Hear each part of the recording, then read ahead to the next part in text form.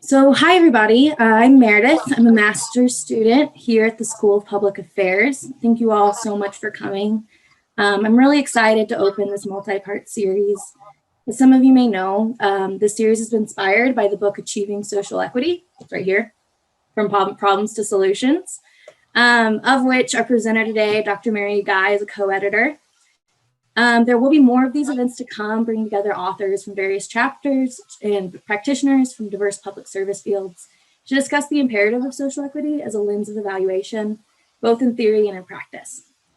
So what you can expect today is a presentation, then followed by a Q&A where we can open the dialogue about what we're learning. So with that said, I'll waste no time in introducing Dr. Mary Guy. So she's a professor here at the School of Public Affairs and the editor of this book. She's written widely about the human processes of public service delivery, namely emotional labor in public service, workforce diversity, and the difference that gender makes in policy development and implementation.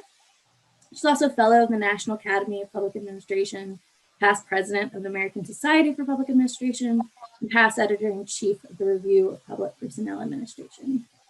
So with that, I'd like to give an enthusiastic welcome to Mary Guy, and she can begin her presentation. Well, thank you very much, Meredith, for the introduction, and thank you to the School of Public Affairs for sponsoring this series on social equity. There has never been a better time to really bear down and pay attention not just to inequities, but in fact, what we can do to make things equitable. So on behalf of my co-editor, Sean McCandless, and I want to walk you through some slides and then have plenty of time for questions and answers, because I think that's really the most valuable part of presentations like this. But let me start by just saying something about the book, and that is the image on the book. When Sean and I were selecting the cover, we specifically wanted this image because it's to make the American dream come true, to make it possible for all of us to live in community harmoniously, accepting and respecting our differences. In fact, we have to pay attention to social equity. We have to always be leaning in to achieve it. And our focus throughout the book is to move toward a solution-focused approach to this. So let me get started on how I think we can move toward being a better example of we the people. In the book, there are a number of chapters. There's a chapter on gender and on child protective services and on homelessness and policing and immigration and First Nations and so forth. We could have added 3 times this number of chapters, because in every single public service domain, there are equity considerations. What you'll find in this book is chapters written by experts in each one of these fields. And I hope that you see how each of them points a way toward helping all of us get out of the morass that we are in and helping us move toward a very constructive way of learning how to do a better job of living in community and living peacefully. And each event that happens heightens our awareness of where the inequities exist.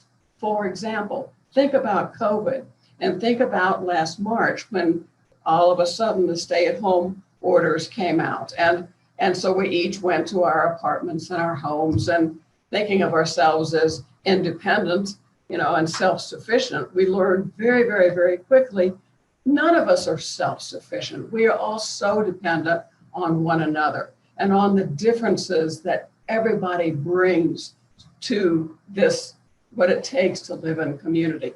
For example, when we talk about public administration and we write theories about it, we typically focus on those folks up on the 15th floor or sitting around the conference table making high-minded decisions.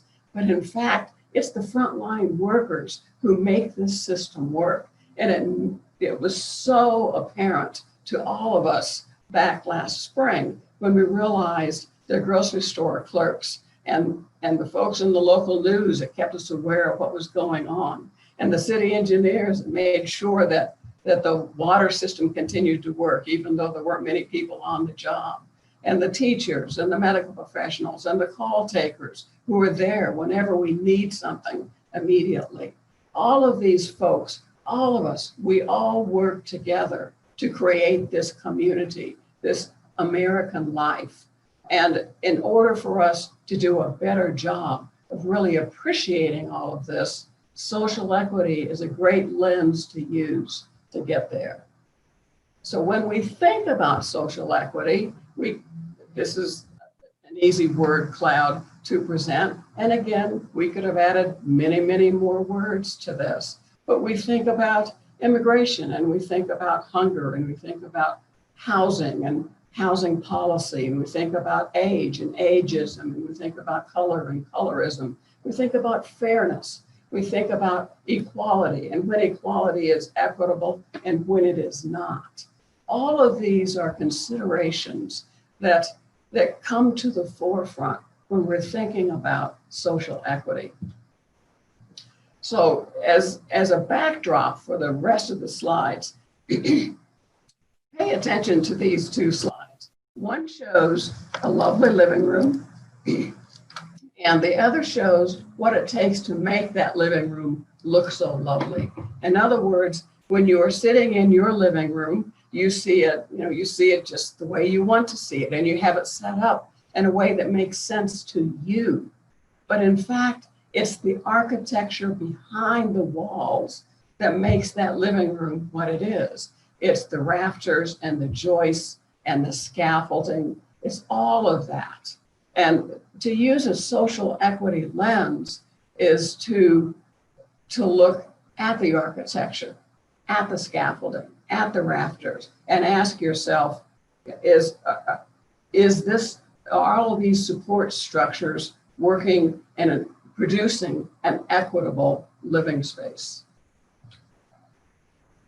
For example, so many times, certainly in the American argot, we talk about neutrality as a good thing. So we talk about race neutral policies and gender neutral policies. But in fact, often what that really means is that those are policies that are set in place by those who have had advantage, and what is seen as neutral, in fact, perpetuates the advantage of those who have always had advantage. So look beneath the words and ask yourself, what's the scaffolding? What are the rafters? Who is advantaged by what is seen as neutral? And let's not be dreamers. If we can't just sit around and say, well, people are now talking about social equity, so surely that's enough. Surely that will change it. It won't change it. That is magical thinking because of that architecture, because of those rafters, because of the way those joists are set in place. It takes action, not wishing and hoping. So I hope that one of the takeaways from this session is that you will feel as if you just put a name tag on yourself that says, I am accountable. That in fact, social equity is my goal. So here's a definition for social equity, and that is that it is the fair, just, and equitable management of all institutions that serve the public. It is the fair and equitable distribution of public services, and it is the commitment to promote fairness, justice, and equity in all public policies. So in other words, it involves management, it involves distribution and outcomes, and it involves a commitment.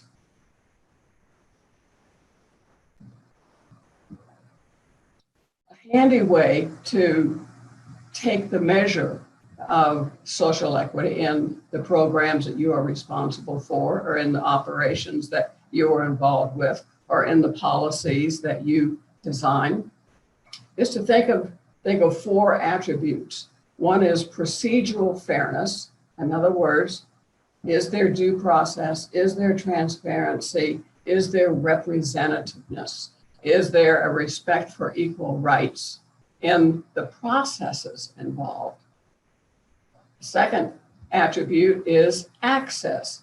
Does everyone who is affected by the program or the decision have an opportunity to participate in it? And a third is quality. Is the program producing the kind of outcome that it needs to produce? And a fourth is outcomes. Specifically, are those outcomes equitable? Not only are they quality, but are they equitable? So procedural fairness, access, quality, and outcomes. Four important attributes that can help you take the measure of your program. Now, let's think back to what we've seen in the past months with the attention to public spaces and what those spaces represent. So we've seen a lot of Confederate memorials and statues being torn down, and that's all good, but it doesn't change the architecture. It doesn't change the cultural rafters and supports that hold systemic racism in place. That's where you come in. That's where your thoughtfulness and your critical evaluation comes in. So here's a diagram that helps differentiate equality from equity and shows how these pieces fit together. For example, if you are standing under an apple tree and you're the lucky one, there are a lot of apples right above you and they fall on your head and you walk away with lots of apples. But someone else on the other side of the tree doesn't have that same benefit. So what would equality be? Equality would be giving everybody an equal sized ladder, but that doesn't matter if someone's standing under the side of the tree where there aren't many fruit. Equity then means providing a higher ladder, providing access, equal access to the fruit. And justice is all of those supports and tools and opportunities put in place. Justice is like changing the scaffolding, changing the rafters, changing that invisible architecture so that equity really is possible and can be maintained. It is so important to include everyone who is about to be involved in a decision outcome. Representation and participation matter. Views and voices matter. So in decision problems, include those who will be affected by it so that they have a role to play, so that they have some power in influencing what the outcome is. That's how democracy is supposed to work.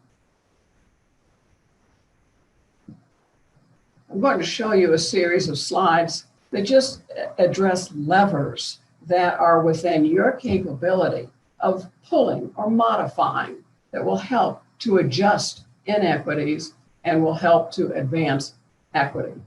So first of all, regardless of your personal identity, regardless of your skin color, regardless of your age, regardless of your ethnicity, you can be an ally and an advocate for social equity. You can use your voice to that end. And you can pay attention to feedback. Pay attention to what you're hearing about your program. Pay attention because that's going to help you identify where inequities are existing. Another lever is to appreciate the power of good rules. There are outdated rules that serve no function, and there are very helpful rules that really help to specify and to ensure transparency, to ensure due process, to ensure that everyone can participate in processes. So appreciate good rules.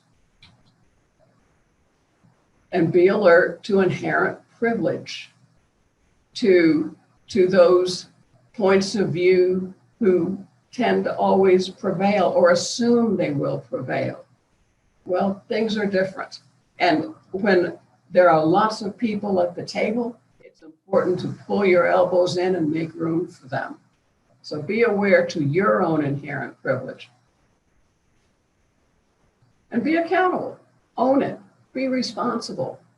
We're the only ones who are going to make this change. And notice who is not at the table. Make space for them.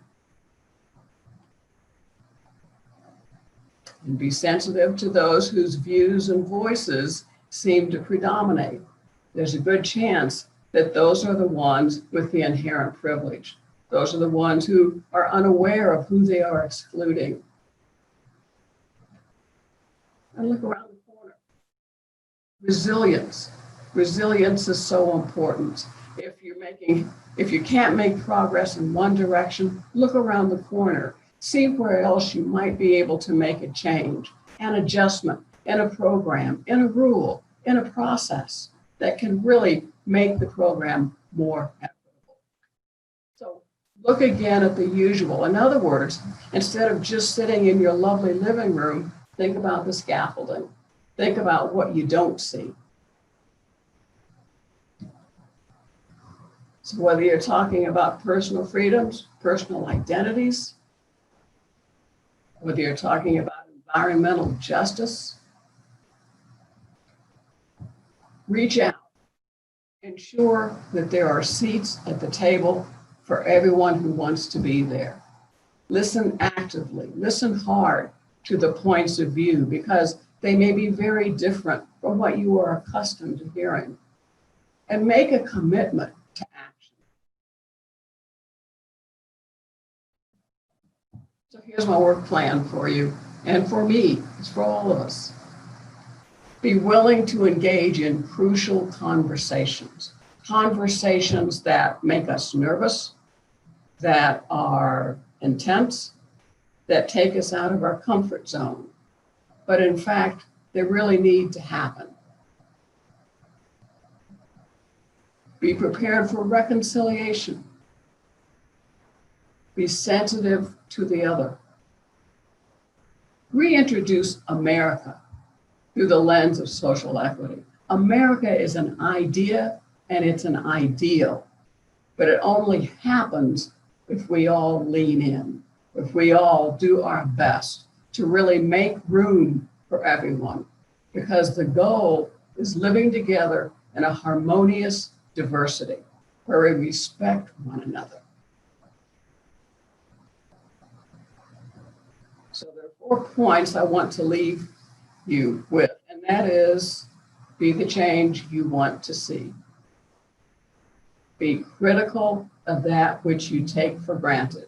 In other words, pay attention to the scaffolding. Be an advocate for social equity. Be willing to explain it, be willing to defend it. And lean in, be accountable, and be responsible. There's never been a better time to really push this rock even harder to try to achieve social equity. So let's talk. I would be delighted to answer any questions you may have. Thank you so much for that. Just so everybody knows, you can answer questions into the chat panel. And we're going to actually start with a question that we got from our MPA cohort before this, and it's about intersectional identities. So why are intersectional identities important when addressing policies with a socially equitable lens? Because intersectional identities modify identity. The experience that a Black woman has is different than the experiences that a white woman has. The experience that Black parents have is different than the experience that white parents have. For example, Black parents will tell you what it's like to sit with their son or their daughter to basically teach them what they're going to have to do if they get stopped by police, if they're simply speeding. White parents don't have to do that. It's different. It's just different. So when you start adding on additional identities, each identity brings with it its own events and experiences and perceptions and networks of friends. And that changes the life experience. When the life experience is different, then that brings with it very different concerns about social equity. The person who is in a wheelchair is very different from someone who is, physically abled. It matters. It matters because people behave differently to different identities. The more different identities there are, then the more specific experiences have. We have a few other questions coming in from the chat. So one of them is a reference to you talking about effective rules. And the question is, can you give an example of what you consider an effective rule? Well, I would say in whatever program that you're working in, think about the rules you have. And some of those rules may be they may have been in place for 20 years, and it may work for everyone, or they may be rules that really advantage one level of employee, but not other levels of employees.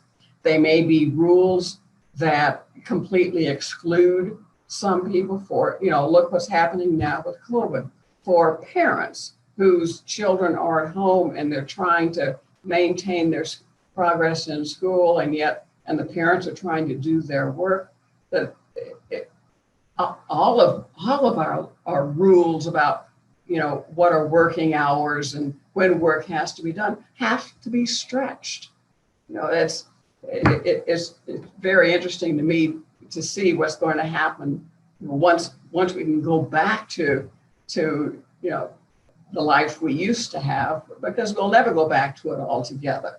In fact, telecommuting is here, but the life of parents is changing more than the life of single people because of what's happening with the children and the schools and so forth.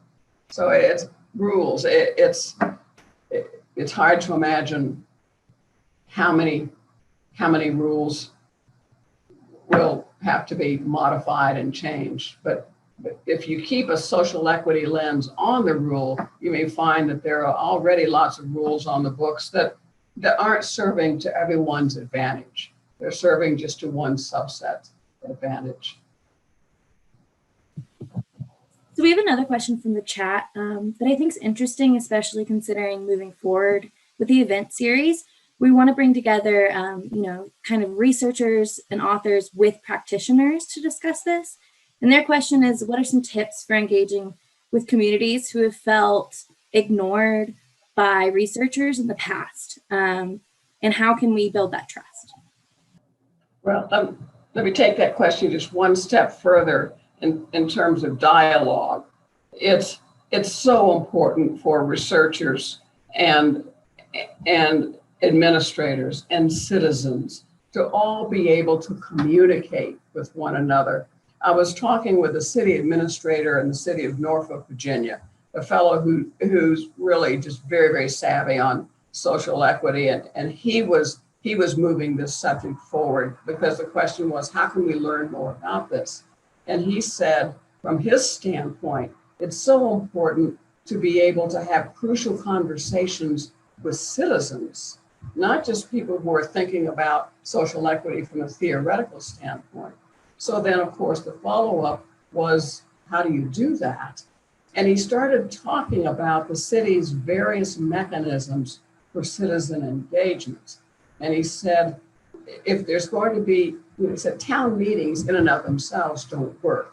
There have to be meetings in safe places where communities and neighborhoods are comfortable coming together and meeting one another and having discussions. And it's so valuable for theorists, for researchers to get a sense of the flavor of what it takes to really get conversations going and the kinds of issues that come up. So discourse, discourse, discourse, discourse, discourse. It's talking with one another. You know, if we sit in our lovely living rooms, we never really understand all the rafters, all that scaffolding that's back there. But when we all come together around the same table, we do a much better job of understanding where people are coming from. We have a similar question that I think, it kind of applies to them as well, but it's more for people working in public administration who have found that getting participation, it can be actually very difficult. So people who are in that programming sphere and practitioner sphere, do you have any advice for gaining participation from the more people who've been more disenfranchised historically? Yeah, I mean, that's a problem that certainly we in the university have been scratching our heads over for years. And yet the best results come from those organizations. And oftentimes it'll be the frontline workers. They know the communities where these discussions need to take place. In other words, it's where firsthand information and firsthand relationships and face-to-face relationships are so valuable. In every community, there are some nonprofits who work right at the street level with particular disadvantaged groups. And you can make contact with them and they can say, oh yes, talk to this person, this person, this person. You have to find the way in. You have to find the places where there are already some roads at least partially paved to get into communities, to be able to start the discourse, to be able to listen to what they say. So nonprofits play a key role with this.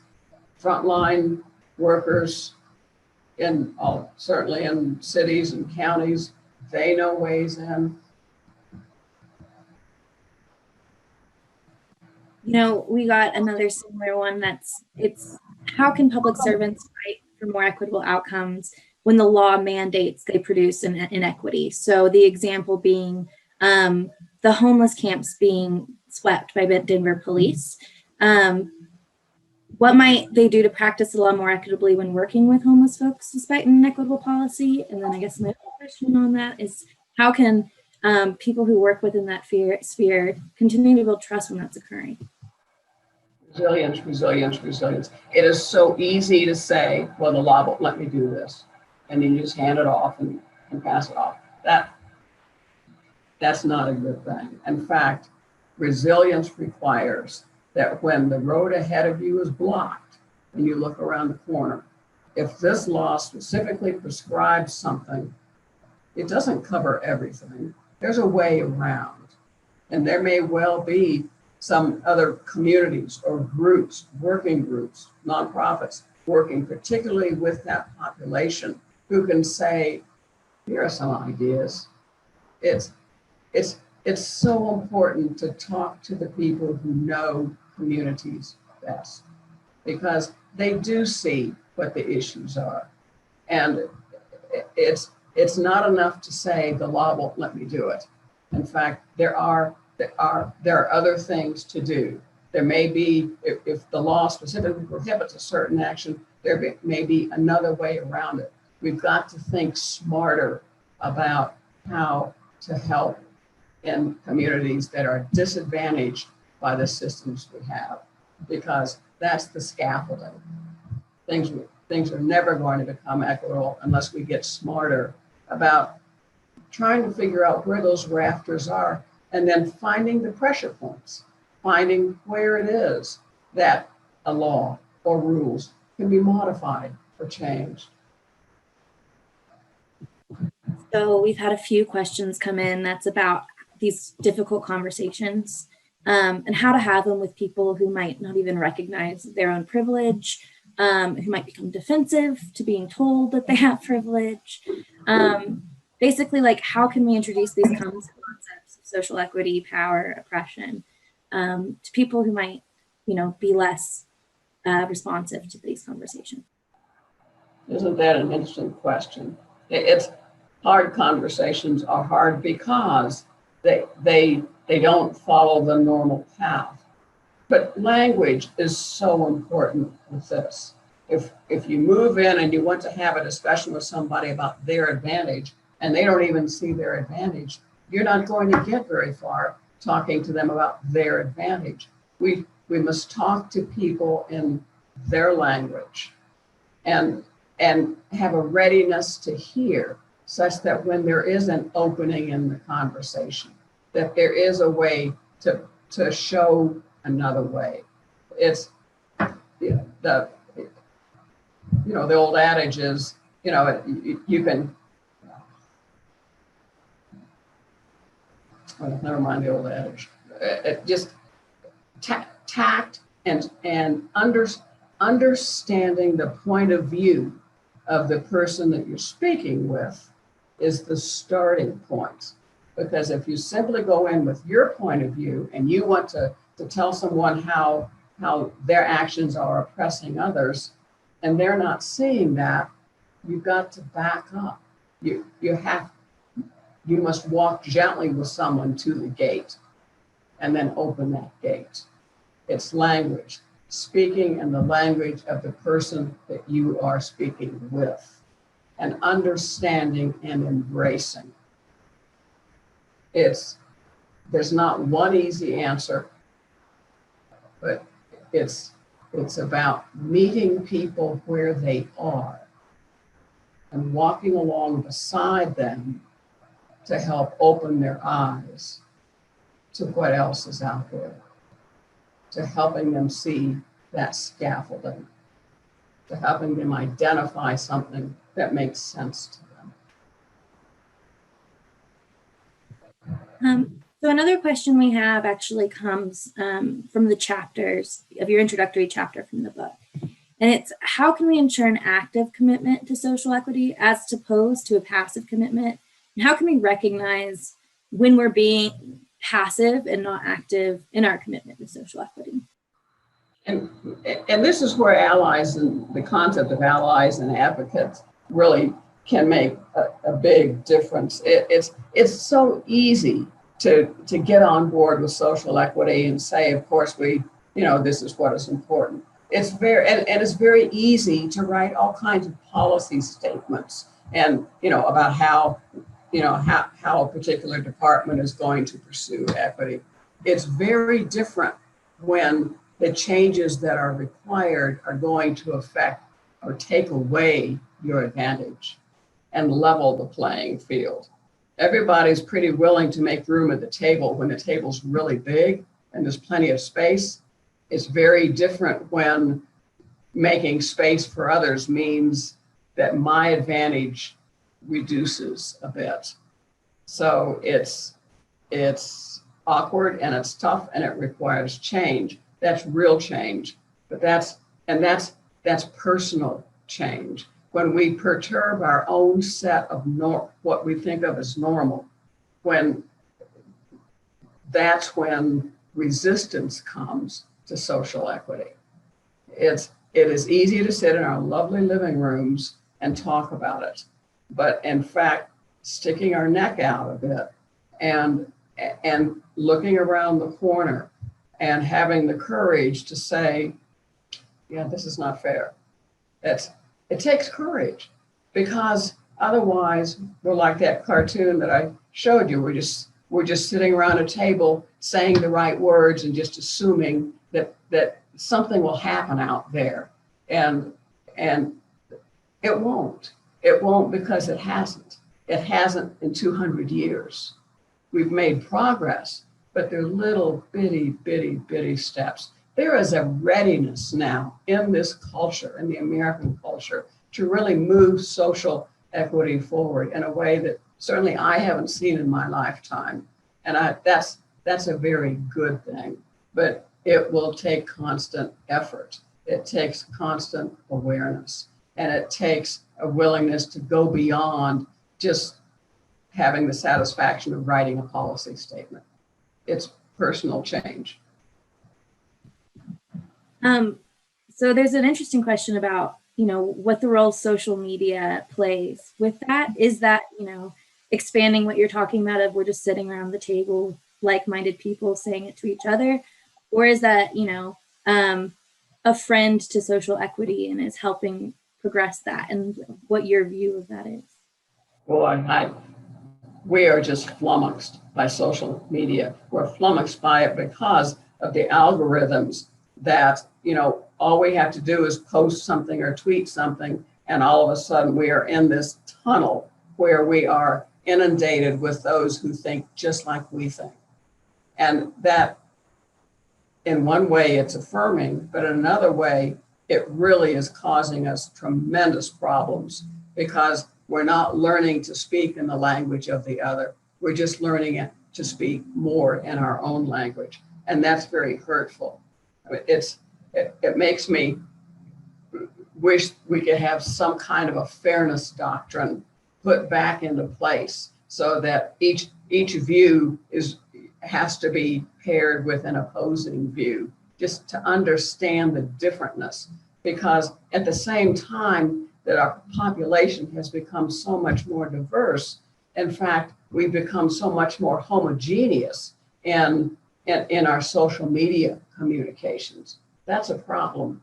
We are grappling with it, and there are some surely somebody can figure out how to harness social media in a way that would make some channels really attractive to multiple points of view instead of just very narrow unitary points of view. Yeah, I see somebody saying that they need to change their algorithms, which I think could help with that.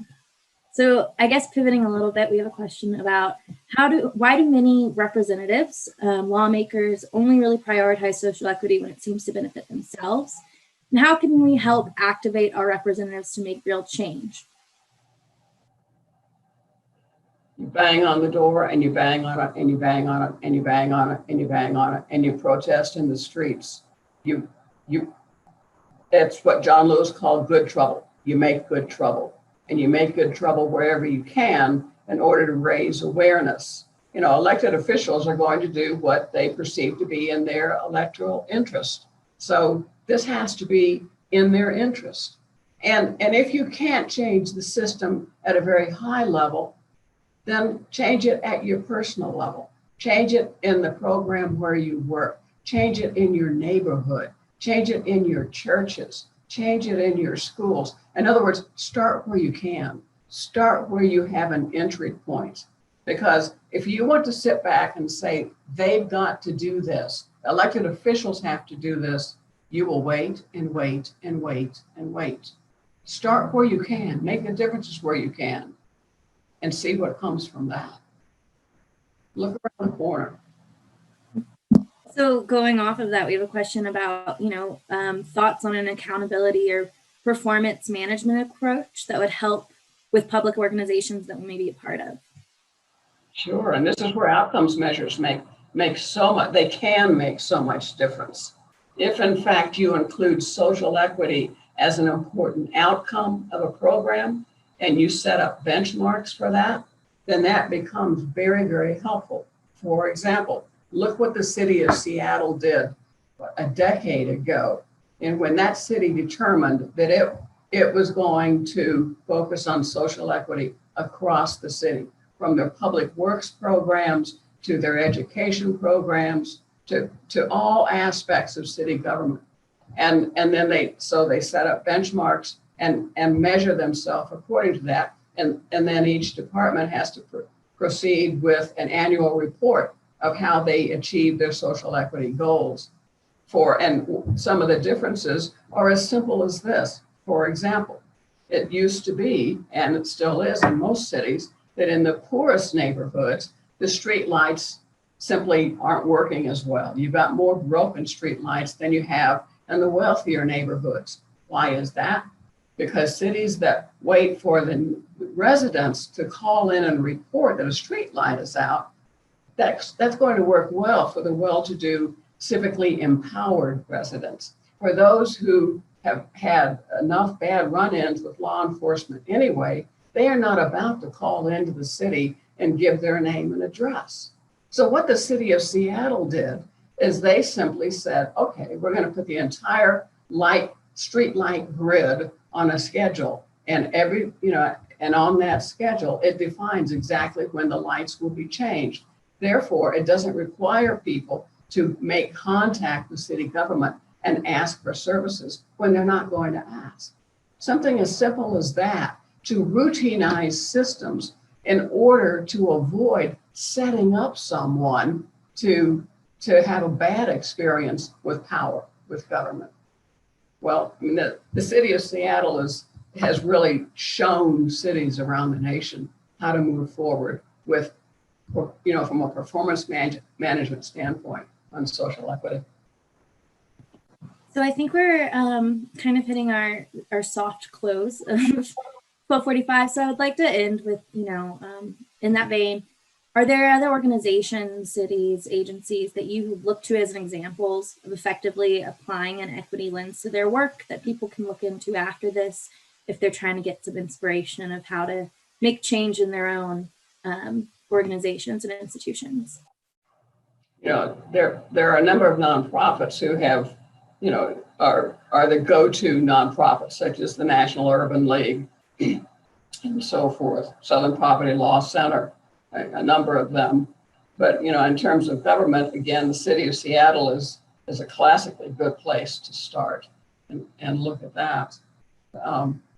It's interesting, it takes us, and this is what makes America so unique, and the system we have where, business is there to produce wealth, to make the profits that it can. And nonprofits are there to fill in the chink, to fill in and provide those services for which a profit can't be made, but enough philanthropists care about it that they're willing to fund the nonprofit to do that. And then government comes in when there are problems to be addressed that are so huge, no profit can be made from it, and there's no way philanthropists can fund it. And so the problems fall in the lap of government. But if you look at the programs that government pursues, and if you look at the array of public service minded nonprofits, you can find a tremendous number who will have particular pinpointed efforts ongoing that we can learn from. We don't have to reinvent the wheel very often. What we can do is study what others have done, see what pieces of that will fit where we are, and then try it out. And if it works, great. And if it doesn't, look around the corner, make some adjustments. Thank you so much for that. I'd like to close by letting everybody know this is just one of a multi-part series. We're really trying to focus on dialogue around social equity. So in future events, what you'll see is, we're asking if they can get access to your slides. That would be awesome. Of course, sure. Great. But in the future, what we'll be seeing is we'll have a chapter coming out of Achieving Social Equity that's going to be focused on like a specific field, think immigration, policing, things like that. And we'll actually be bringing practitioners and that author together to have a real conversation and dialogue about how to put these theories of social equity into practice and how best to do that. The next event's probably going to be in February, as December and January can be difficult to get people attending. So thank you all again. Thanks everybody for joining us, and especially thank you to you, Dr. Guy. Happy to do it.